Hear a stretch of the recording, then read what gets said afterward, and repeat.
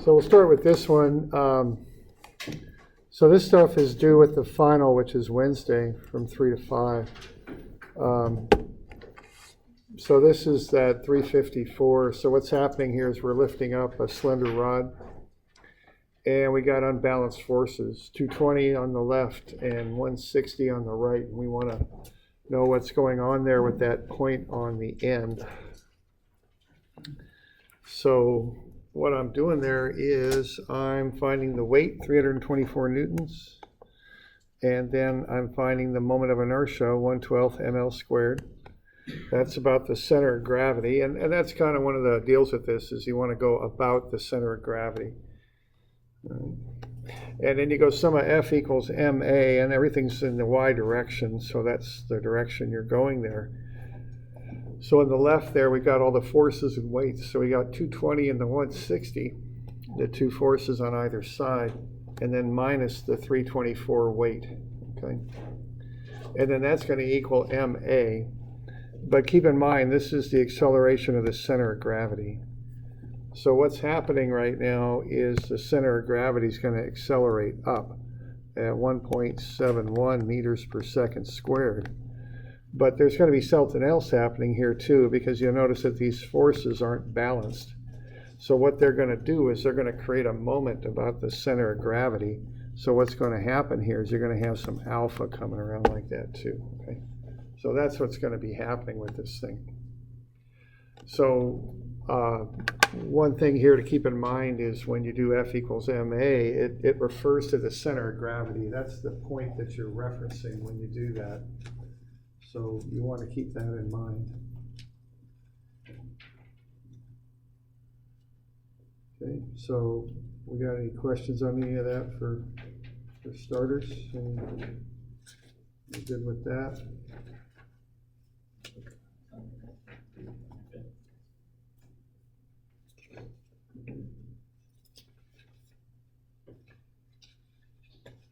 All right, and then once if we're good with that, and we got that, the next bit on this is to look at alpha, because what we want is the acceleration of the end there, the end part. And to do that, we're going to want to find alpha and then do some relative acceleration. That'll be the approach on this.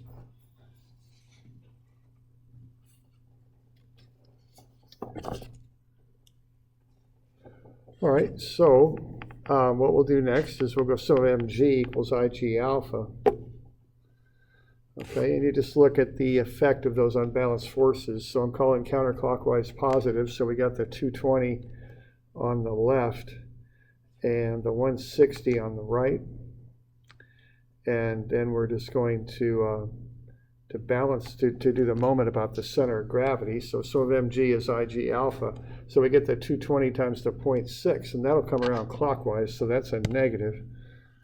And then we've got the 160 times 0.6, and that's coming around the other direction. Okay? And then you set that equal to I alpha, and then you can solve for alpha. So when you do that, you know, the larger force there is on the left. So alpha is negative there, okay? It's clockwise. So we're going to get a net alpha 5.11 radians per second squared. So that's coming around that way. Okay. And then once you've got that, you can figure out that acceleration of the center of gravity after that.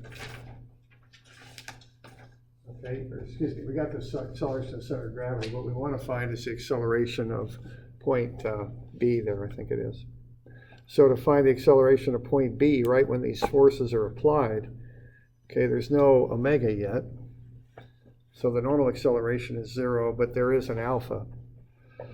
It's 5.11.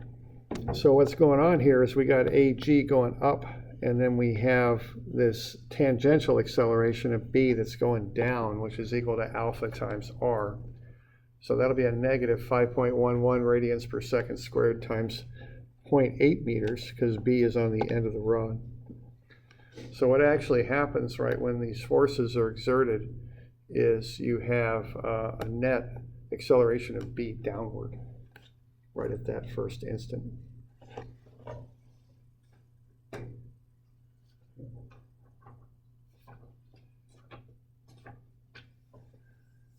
So do we have any questions on that?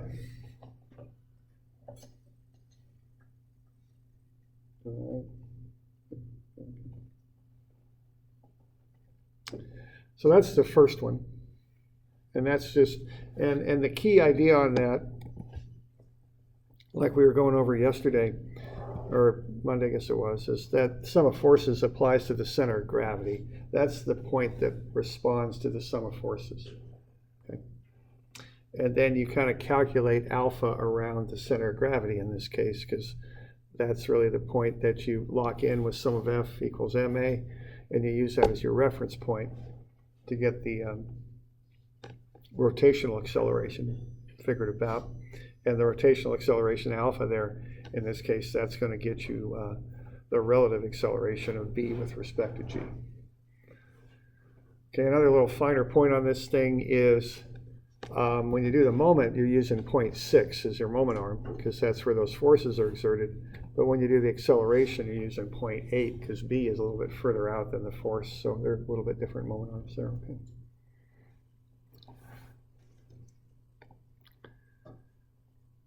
So, questions? Doing all right? All right, now that's the first one. Now the other two involve things that roll, and these get a little bit involved, so we want to be able to work through these. So this first one here, we got a block. We're going to pull on the block, and what the block is going to do is pull a spool. So that force there exerted on the block has to work its way through the block and back to that spool. And I kind of have a diagram there showing, you know, what that would look like in an isometric or actually oblique kind of format there, okay? So we're going to have to take that 60 newtons, and with the 60 newtons, we're going to have to drag the block and, you know, overcome that friction. But also, we're going to have to make the spool roll. So we're going to have to do both of those things with the 60 newtons. Okay, we're going to assume then that there's no slipping. That's going to be our assumption. So if we assume that, we're going to have alpha. This is just for the roller for this, okay? That alpha times r is equal to the acceleration. So that ties the alpha and a together. They're linked together. So they're really only one unknown there, okay? And then also with that roller there, you can't assume that the force of friction is mu Fn. Mu Fn is like a limiting value for the force of friction, but it isn't the force of friction. It's as high as the force of friction can go, right? Okay, so keep that in mind when you're doing no slipping, which is the normal assumption you make on this kind of problem. Okay. All right. Now what I got here, I want to find the moment of inertia of that cylinder, and that's going to be 1/2 mr squared. So you got 1/2, you got the mass, you got the radius. So you can find Ig for the cylinder. It's 0.0864 kilogram meters squared. And then being as you have no slipping, when you have alpha, that's A over R, and that's A over 0.24.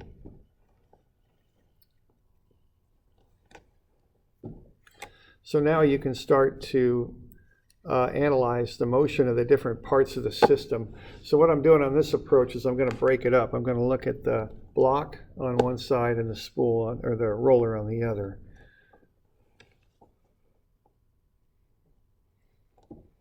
Okay, I've got the weights applied up there. I got the weight of the cylinder or the roller, I guess I'm calling it, and then the weight of the block.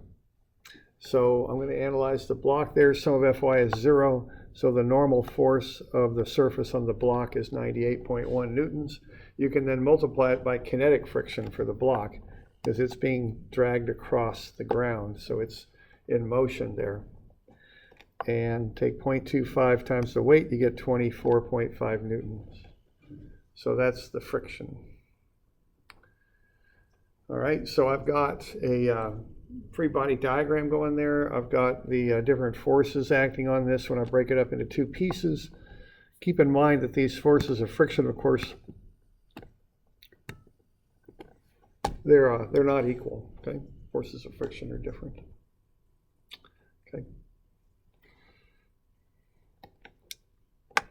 All right, and then I've got my pictures there. So I've got my my force of friction on the block. Now what I can do now is I can write up the equations for these things. I'm going to go F equals ma for the block, and then F equals ma for the cylinder, but then also m equals I alpha for the cylinder too. So I'm going to do both of those for the cylinder. So I'm going to end up with three equations going here.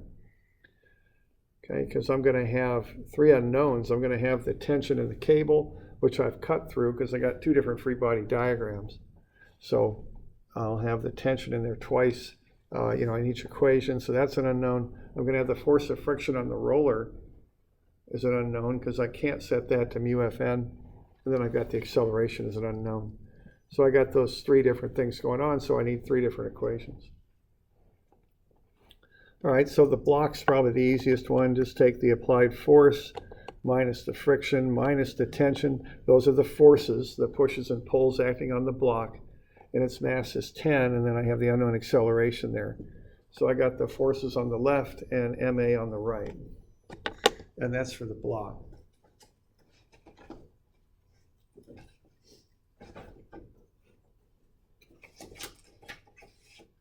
All right, so I'll start with that.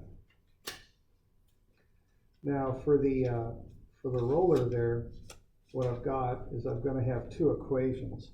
I'm going to have one equation for just F equals ma for the roller, and the other one will be some of mg as Ig alpha. So with this approach, I use kind of real fundamental equations here. So what I got going on for the roller there is I'm going to have the tension pulling it to the right, and that unknown force of friction going to the left. And then I'm going to set that equal to the mass times the acceleration. Now, as it stands now, to solve this thing, I really don't need to know what that friction is. So what I'm going to do, I'm going to solve that equation for the friction, like so, okay?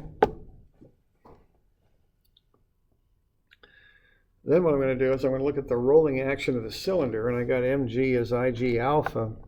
0.24 is the radius. That'll be times the undercutting friction there. That makes the block spin and roll. That friction undercuts it as the cord's trying to drag it across the surface. So that makes the cylinder roll. And then I'm going to set that equal to Ig alpha. Okay, so that's mg is Ig alpha. Ig is just 1/2 mr squared. So I can work my way through that, and I'm going to get 0.24 times the force of friction is 0.0864 alpha, but alpha is a over 0.24, so that's 0.36a. So 0.24 times the force of friction in the cylinder is 0.36a. I can divide through by 0.24 and get the force of friction is 1.5 times a. Okay. So there are my three equations with three unknowns. My goal is to find the acceleration. So I just got to figure out what to do with those three equations to get to the acceleration. Now what I'm going to do first is I'm going to work with that cylinder because I got both of those little equations solved for the force of friction, so I can set them equal. Okay, so that'll be step one. That'll get the force of friction out of there. Okay, so I can set the 1.5a equal to the t minus 3a. So the tension, whatever that is 4.5 times the acceleration. Then I can look at what I did with the block there. I got the forces on the left, and I've got the mass times acceleration on the right. Solve that for the tension. It's 35.5 minus 10a. Set that equal to 4.5a. Okay, so now I've got them both solved for tension. I can equate them. I can solve for the acceleration. It's 2.45 meters per second squared.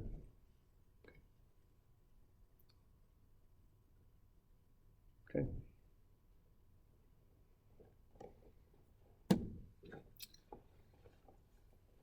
We doing all right with that? Any questions? All right, so the approach on that was to use two free body diagrams.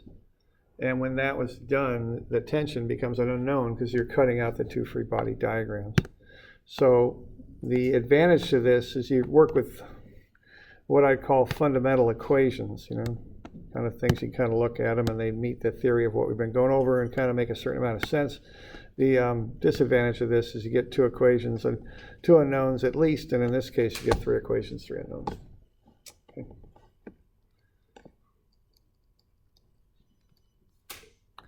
All right, now the other way to do it, and let's see, that's just a solution there.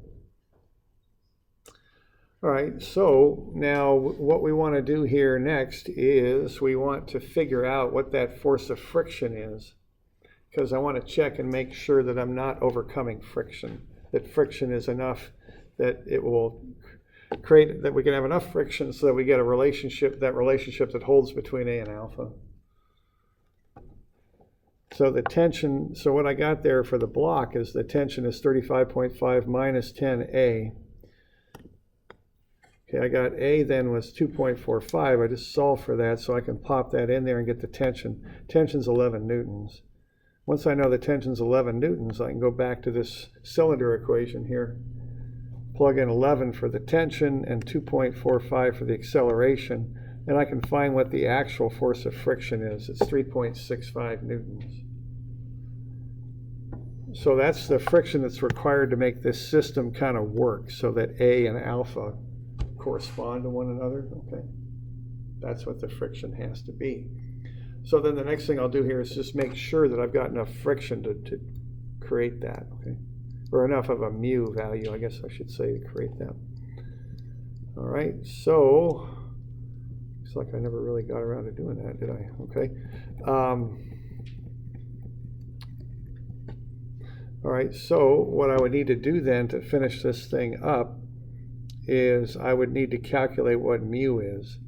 So to do that, what I'm going to want to do is I'm going to want to find what the normal force is.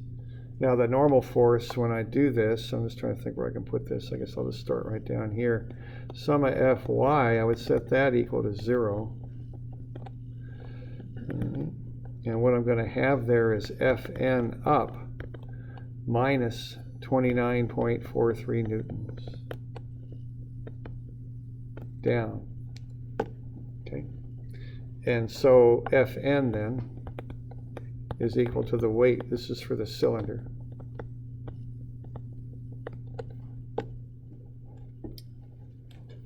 So once I have that, what I can solve for is the absolute maximum friction that I can generate, and that's mu Fn. Now the thing, even though it's rolling, that velocity down there in the bottom is 0, so I use the static friction on this. Might seem a little odd, but that's how you do it. And the reason is if you're assuming it rolls without slipping, that velocity there for just that instant is 0. Okay? So you could go ahead and do that. Okay. Now, if you do that, what we're going to have then is we have 0.3 for the static friction and 29.43 for the normal force. So when we multiply those together, we're going to get the absolute maximum value that friction can go to. All right, this is as high as it can go. So this is as high as it can go. Remember that friction is a reactive force. It just kind of reacts to what's required of it. So this is going to come out to be 8.83 newtons.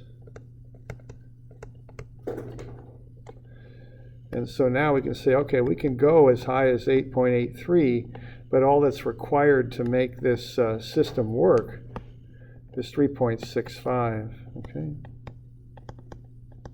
That's okay then. All right. So we're good. The system will work. So it doesn't slip.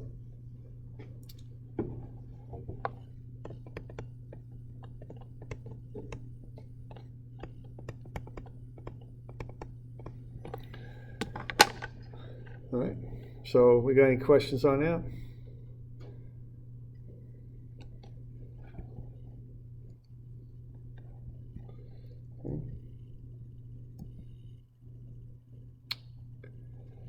Now there's another way to do this too, a little slightly different method, but that's how this goes. Okay. Now you're kind of stuck with the block. You got to run through this process here and do this equation. This is based on F equals ma for the block. But you can analyze the roller a little differently if you want. And what you can do is you can use this inertial moment equation, and you can put a point down there at the bottom of the roller and call that point B. And the sum of moments about B will be Ig alpha plus M Ag x y bar plus M Ag y x bar. So what you can do is avoid one of those little two unknown things, this little bit here. If you don't like doing this, to me, I kind of like this approach because it's pretty fundamental. There's a certain logic to both those equations. But if you want to avoid the two equations and the two unknowns that you get into there, what you can do is do that inertial moment equation and take moments about B. And when you do that, you'll eliminate the force of friction because the force of friction acts right through B. So what you would have then would be the radius of the cylinder times the unknown tension. That's going to create a moment that is clockwise. So I'm calling that positive.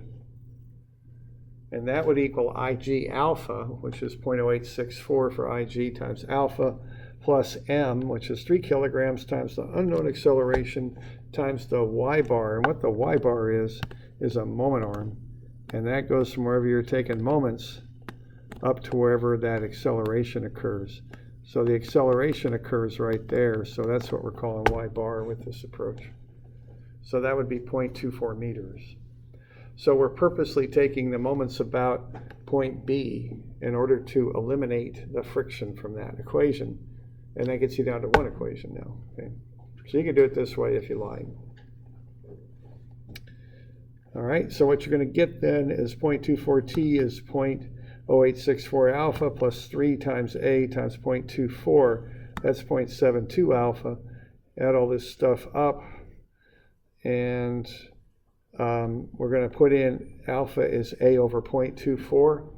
Add everything up, you get 1.08A is equal to 0.24t, divide through by 0.24, you get t is 0.45A. Okay, so now you got two expressions for t. So now what you can do is just equate them together. So 4.5A is 35.5 minus 10A, so 14.5A is 35.5, and A then is what we got before, it's 2.45. So if all you're after is the acceleration, you can do it either way.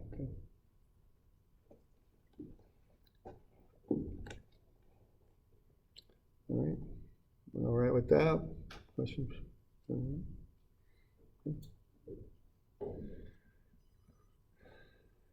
Now, another little disadvantage of this method is if you want to be checking the friction to make sure it doesn't slip, you're still going to have to do this force equation. Somehow you got to relate the friction on the cylinder, the roller, to the slipping, okay? So doing the two equations here, you get the friction related to the acceleration of the roller in a pretty simple way. So that's not a bad thing to have, okay?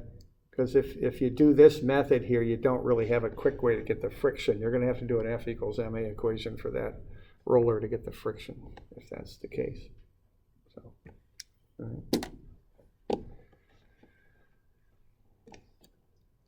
So that's that one. Yeah, question there. Is there a one system method as well? I don't know. You can kind of jerry-rig to get to a one equation method, but it's a little convoluted. So I think I'd go with at least two with this. The problem is you got something rolling and you got something not rolling, and kind of finding a way to combine those two things together is a little bit messy. Okay. All right. Other questions? Okay.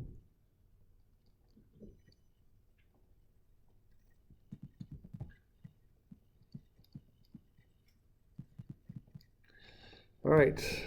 The last one here is a spool problem. So, when you're doing dynamics, you always got to do a spool problem. That's just one of those things you got to do. So, so there we go. So we got a spool. So we got a narrow cylinder we can wrap a rope around or something. And then we got two bigger cylinders. So this is 353, I think. And we're going to tie that cable off to that wall and then just let the thing roll down the slope. And we want to find the acceleration. We have the mass. We also have the two radii, and you're given what's called the radius of gyration here. Okay, and what this is kind of a simple little number. If you know kg, you can find I. Okay, so once you know kg, you can find I is equal to mk squared. So that's called the radius of gyration, and that's its purpose, to help you to be able to find that if you need it. Okay. All right, now this one's a little convoluted here, because what's not slipping is the rope that wraps around the spool. So a spool, a spool of thread, they have these big spools that they use for electrical wire and all that, that's a spool. Usually you're wrapping something around the inner cylinder, that's why you make a spool. So if you've got the rope wrapped around the inner radius there, which is 0.25 meters, the assumption here is the spool does not slip at A. So it is going to slip, or excuse me, the spool does slip at A. It doesn't slip on the inner cylinder. So that's no slipping. At A, it does slip. Okay. So we got to make that distinction there. So this one's a little different.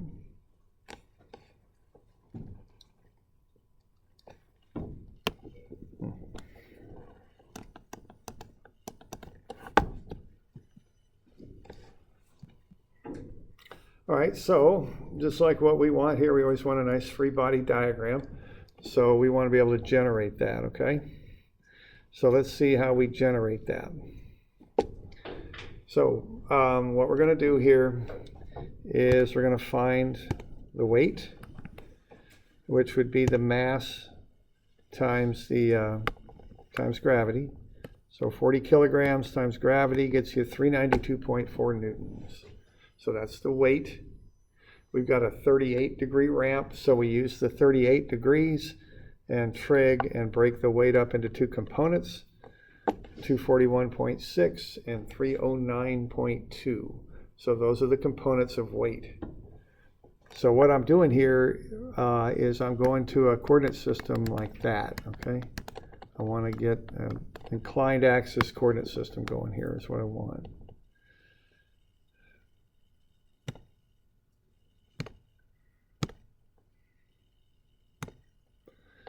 Okay.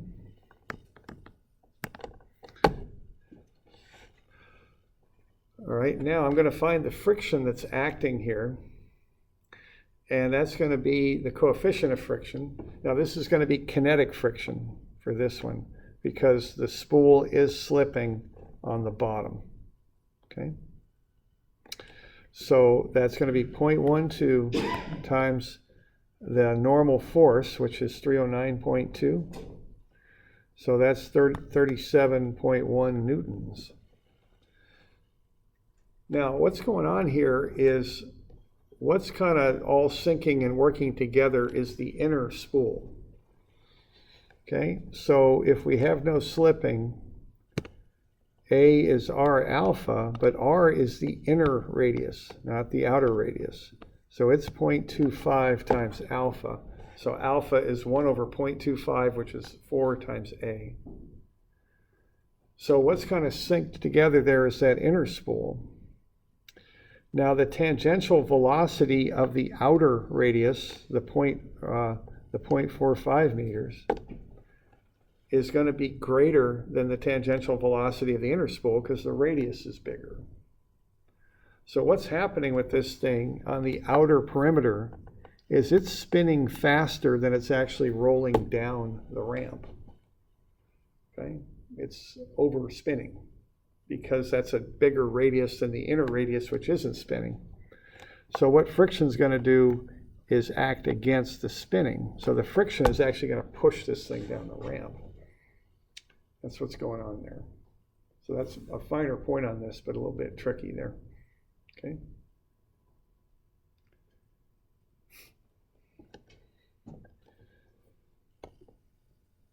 And then we got our IG, the mass times the radius of gyration squared.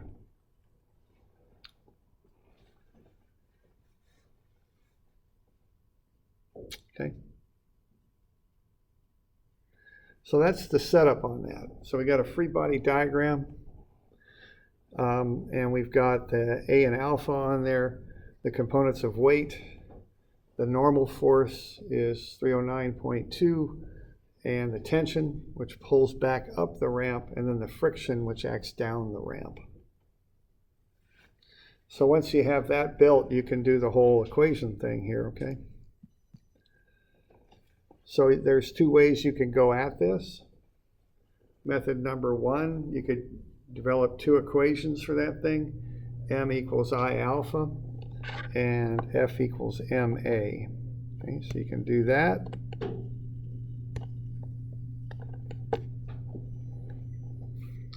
All right, so M equals I alpha, we're going to go about the center of gravity. So we got 0.25 times the tension. That tension's going to pull and wrap that thing counterclockwise, so that's positive. The friction goes the other direction, though. So that's going to be a negative 37.1 times 0.45 meters. And that's going to equal IG alpha. IG is 6.4 times the unknown alpha. So 0.25t minus 16.7 is 6.4 times alpha. Alpha is 4a. So 0.25t minus 16.7 is 25.6a. Okay, so we get to this equation right there. We can go ahead and divide through, or multiply through by 4, I guess you'd say. That'll get me a direct relationship between the tension and the acceleration. So the tension is 102.4a plus 66.78.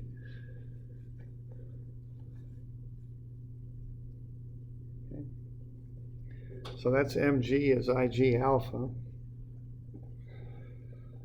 And then on the other side, what we've got is sum of F is MAG. Okay. So the sum of forces will be the component of weight plus the friction minus the tension, and that's going to equal MA, 40 times A. We can run that through and solve it for T also, the tension, and it's 278.7 minus 40A. So what I got there, I got two equations, and they both relate the tension to the acceleration. I'm interested in finding the acceleration, so I can just equate those two together and do it. Okay. So again, the advantage to this is they're both fairly, at least once you have the free body diagram drawn, they're fairly straightforward equations if you understand the concepts there.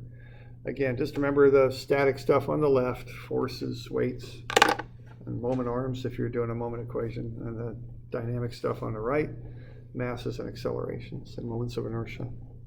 Watch your signs, okay, be consistent with them. Okay.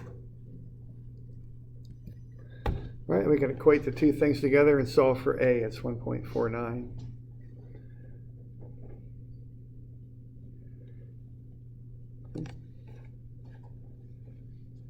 So that's one way to do it. Now there's another way too. You can do it kind of that combined approach if you like. That'll work also.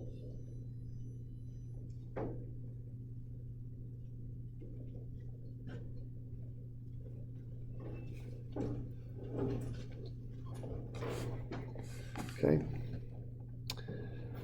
Now the way to put everything together is you want to take moments about a point, but you want to be thinking about, do that inertial moments equation. But when you do that, you want to be sure that you're picking a point that's going to help you by eliminating an unknown. So the point you would pick if you want to do the inertial moments equation is not the bottom of the spool.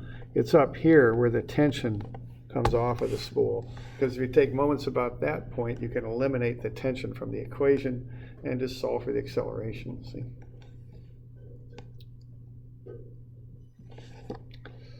All right, so that's the other way to do it, just to use the inertial moment equation. All right. Now we're going to set everything up along the ramp. like that. So x prime and y prime. And we're going to just go sum of MA. Now I'm going to put A where the tension comes into the inner spool, right there. Okay, so there's A. So sum of MA is IG alpha plus MAG XY bar plus MAG Y X bar. Now, I don't think I got any Y acceleration, so I think this term's gone. So what I'm going to have on this, and I want to be kind of careful on the signs with this stuff, is I'm going to have that component of weight, 241.6, times the distance from that lower point on the inner cylinder, A, up to the place where that component of weight is applied, and that's the center of gravity. So that's going to be 0.25 for that, and that weight then will roll around point A counterclockwise. And I'm going to call that positive, so that'll be plus. Okay.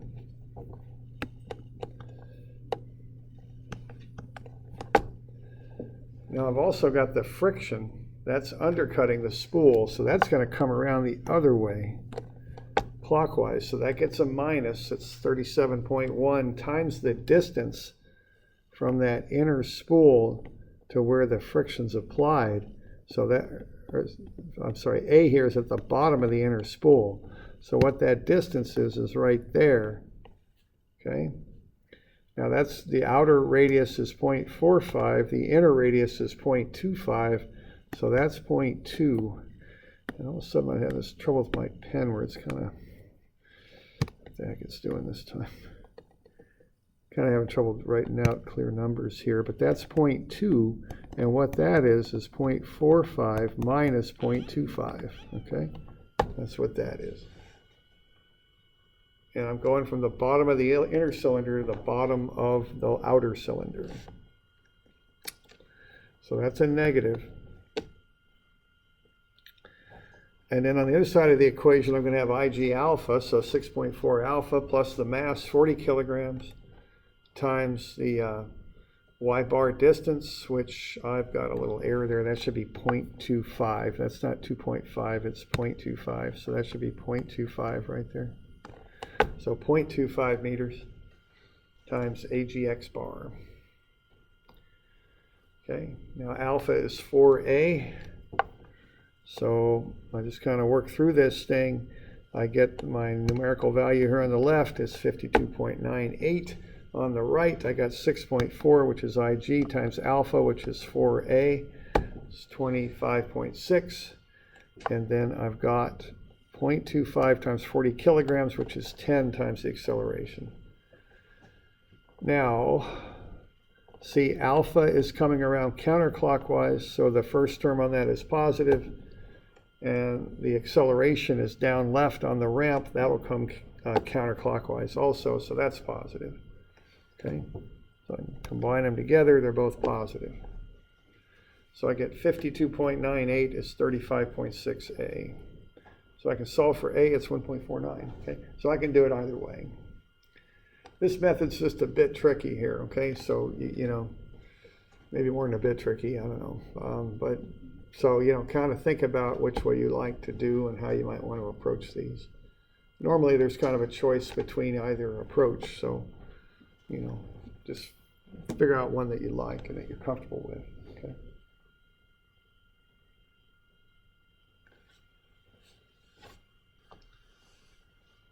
So, got any questions on that?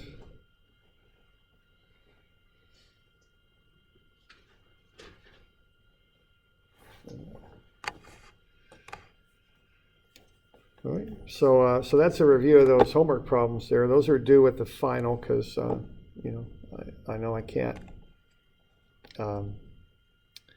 grade it. You know, turn in Friday, I won't be able to get back to you. So just so you turn in with the final. There'll be a key in Moodle. You can just look it over if you like, okay?